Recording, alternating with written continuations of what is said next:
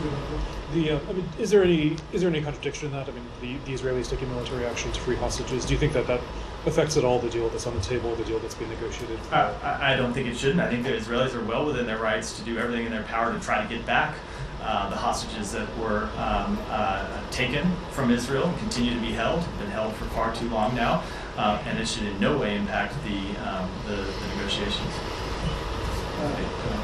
Oh, sorry. Go ahead.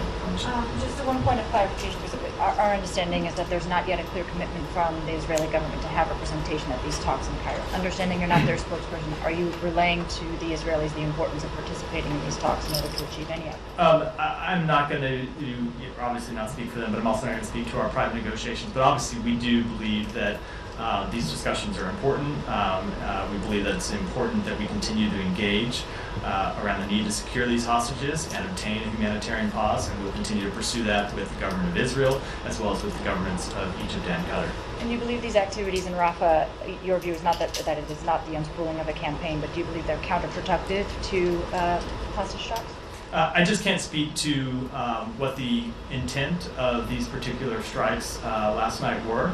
But look, Israel has had an ongoing military campaign, so I don't know why a new set of strikes would change the nature of these negotiations. They have been conducting a military campaign since shortly after the immediate hours after October 7th, so there's nothing really there that should have an impact on This these happens talks. to target a city center where 1.2 million Palestinian civilians are concentrated.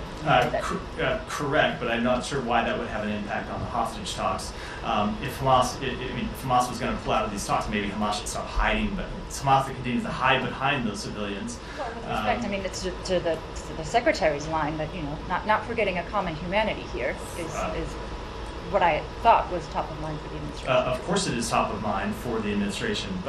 Israel does still have the need, or the ability and the need and the right to carry out legitimate military campaigns that target members of Hamas leadership, Hamas battalions. We support their right to do so, but we want to see them conducted in full compliance with international humanitarian law, and we want to see them minimize civilian casualties, and when we see reports of civilian casualties, we raise those directly with the government of Israel and seek more information about them. And the U.S. does concur that there's a legitimate military reason in order to conduct these strikes in Rafah. I understand you can't. There are Hamas battalions in Rafah. That is an undisputed fact. Well, I just have two other separate questions.